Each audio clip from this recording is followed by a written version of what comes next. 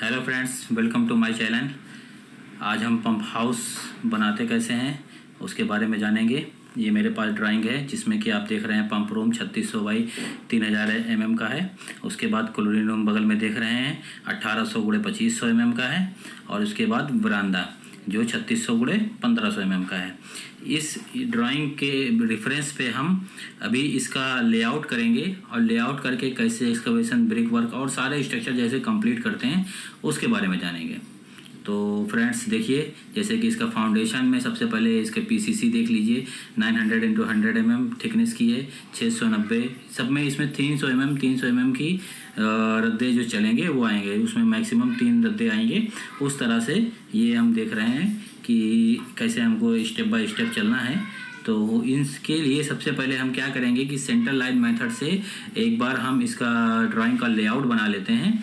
और जैसे कि ये है हमारा लेआउट, इस पे हम देखेंगे कि सेंटर लाइन को जोड़ करके जो हमारा रूम का साइज़ था उसमें सेंटर लाइन जोड़ के 900 mm चौड़ाई जो आप देख रहे हैं इसको पीसीसी की है। उसके लिए हमने इसका लेआउट रेडी किया हुआ है। तो अभी ये सारी डिस्टेंस आप जो देख पा रहे हैं मेज़रमेंट, ये सेंटर लाइन मेथड की है। पंप रूम का आपको दिख रहा है, ये सब मीटर में मैंने कर रखा है। सेंटर टू सेंटर आप देख रहे हैं इस तरह से। तो इसके लिए सबसे पहले हम इसको ग्राउंड पे लेआउट मार के और इसका एक्सकवेशन कर लेंगे।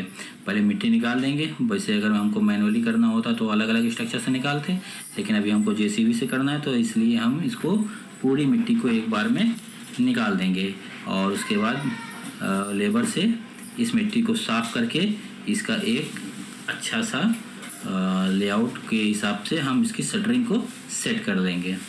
हालांकि थोड़ा सा कॉस्टली पड़ती है जो हमारी प्लाई बोर्ड की शटरिंग है, इसकी वजह से हम यहाँ पे ब्रिक वर्क का यूज़ कर रहे हैं। ब्रिक वर्क से हम इसकी शटरिंग बनाएंगे और जहाँ जहाँ पे सेंटर लाइन ऐड हो रहा था वहाँ पे हम क्या कर रहे हैं कि उस जगह पे एक एक सरिया गाड़ देंगे, जिसकी वजह से हम इसको मेज़रमेंट करें तो हमको ये आइडिया लग जाए कि हाँ ये हमारा लेआउट एकदम परफेक्ट है।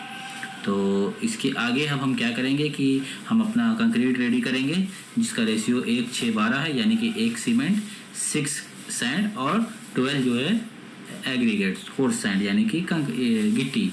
तो उसका हम यूज़ करेंगे। मिक्सर मशीन में हमने मिक्स करके यहाँ पे डालना चालू कर दिया है और इसको पीसीसी को थोड़ा सा स्मूथ सरफेस बनाएंगे जिसकी वजह से ये अच्छा दिखने में लगेगा।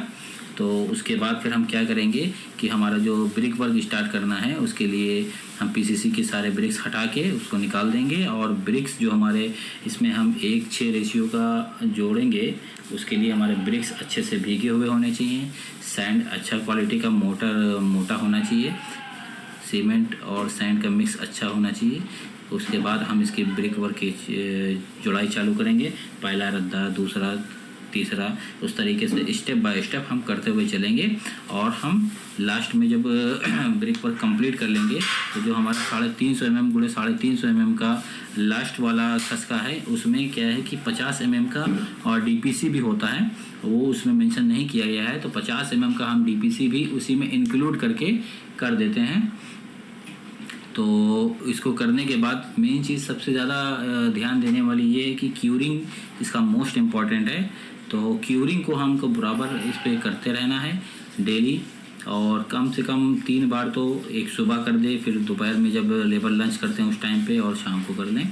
तो इसका इतना करने के बाद फिर हम नेक्स्ट हमारा स्टेप ये है कि हम सबसे पहले जब हम पीसीसी करने के लिए स्टार्ट करते हैं तो हम गुनिया सेट करते हैं। 3, 4, 5 का जो बेसिक फार्मूला है, यानी कि जैसे जो हमारी छोटी दीवार होती है उसको हम 3 मीटर या 3 फुट इस तरीके से ले करके, और दूसरा जो है सेट उसे लंबी दीवार जो होती है उसको 4 मीटर का या 4 फीट का पकड़ते हैं जिस तरीके से, और जो डायगोनल है यानी कि जो क्रॉस है उसको हम 5 का पकड़ते हैं। जहाँ पे एकदम वो सीधा सेट हो जाएगा, फीता को सेट करके उसको हम उसके हिसाब से लेआउट को सेट कर लेंगे। ये हमको सबसे पहले पीसीसी में ही करना होता है। पीसीसी के आगे फिर हम बढ़ेंगे तो हम ब्रिक वर्क में आएंगे। ब्रिक वर्क में भी उस चीज़ को बराबर ध्यान देते रहेंगे। जैसे हम खसका एक एक छोड़ते जाते हैं उस टाइम पे हमको ये चीज़ करते रहना है। इसी तरीके से तो हमारा क्या रहेगा कि ये हमारा जो रूम या जो भी हम स्ट्रक्चर बनाएंगे वो एकदम परफेक्ट रहेगा। नहीं तो अक्सर होता क्या है कि 1-2 इंच इधर उधर टेढ़ा मेढ़ा हो जाता है। इसको हम बराबर अगर चेक करते रहते हैं तो सही रहता है। नेक्स्ट हम आगे क्या है कि जो ब्रिक वर्क हमारा ऊपर स्ट्रक्चर बढ़ता जाता है, तो उसमें हम धीरे धीरे करके स्टेप बाय स्टेप आगे बढ़ते जाते हैं।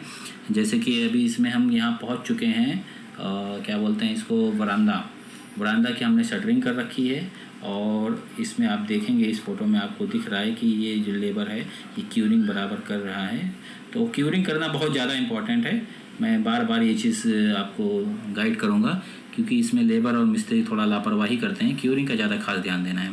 उसके आगे हम स्टेप बाय स्टेप बढ़ते चलेंगे और ब्रिक वर्क के साथ साथ हम इसमें क्या बोलते हैं कि डोर और पैनल, डोर हो गया हमारा और वेंटिलेशन हो गया, विंडो हो गया, इसको साथ ही साथ हम जाम करते चलते हैं। तो जिससे क्या है कि इसकी स्ट्रेंथ बराबर रहती है और हमको ज़्यादा वर्क भी अलग से नहीं करना पड़ता है, नहीं तो तोड़ फोड़ के लिए भी थोड़ा सा झंझट बढ़ जाता है। बरामदा में हम जो अपना वेंटिलेशन करते हैं स्लैब के लिए, उसमें हमारे बीम भी होता है। तो बीम ये हमारी एक तो कुछ ड्राइंगों में है जो थ्रू आउट सभी दीवारों पे लिया गया है, या कुछ दीवारों में ऐसा भी है जहाँ पे हमको बीम जो है वो सिर्फ़ और सिर्फ बरामदा में लिया गया है, और डोर और विंडो की जगह पे हमने क्या है कि लिंटर लेवल ले रखा है, बाकी में प्लेन है। कुछ ड्राइंग में है थ्रू आउट सभी पे पूरे के पूरे दीवारों पे बीम से इंक्लूडेड लिया गया है, सभी जगह पे बीम। तो उसके बाद हम इसका रेनफोर्समेंट करके स्लैब का भी रेनफोर्समेंट करेंगे। तो ये 2 वे स्लैब है। इसमें क्या है कि जो 8 mm की स्टील है वो स्मॉल स्पैन पे आती है, नहीं लॉन्ग स्पैन पे आती है, और 10 mm की स्टील जो है वो स्मॉल स्पैन पे आती है। स्मॉल स्पैन पे सबसे नीचे पहले लगाते हैं स्टील को और उसके ऊपर 8 mm की स्टील को, फिर उसको अच्छे से बाइंडिंग करके, हालांकि इसमें बेंट अप नहीं दिया है इस ड्राइंग में, वैसे तो बेंट अप भी लिया जाता है L/5 या L/4 जो समथिंग आएगा, वो मैं आपको डिटेल वीडियो जब रेनफोर्समेंट का बनाऊंगा तो उस पर वीडियो बना दूंगा। तो उसके बाद फिर हम M20 स्लैब कास्टिंग करेंगे, यानी कि वे 1:1.5:3 ये हमारा M20 का रेशियो है, जिसमें कि सैंड हमारा 1.5 होगा और सीमेंट 1 और एग्रीगेट उसमें 3 आएगा। इसको हम प्रॉपर अच्छे से मिक्स करके कंक्रीट मिक्सचर मशीन में और इस पर डालेंगे, वाइब्रेटिंग करेंगे। वाइब्रेटिंग करना मस्ट इम्पॉर्टेंट है। उसके बाद ये हमारा स्ट्रक्चर यहाँ तक कंप्लीट होने के बाद फिर हम डीशटरिंग करेंगे और उसके बाद 1:6 का हम प्लास्टर इस पर अप्लाई करेंगे।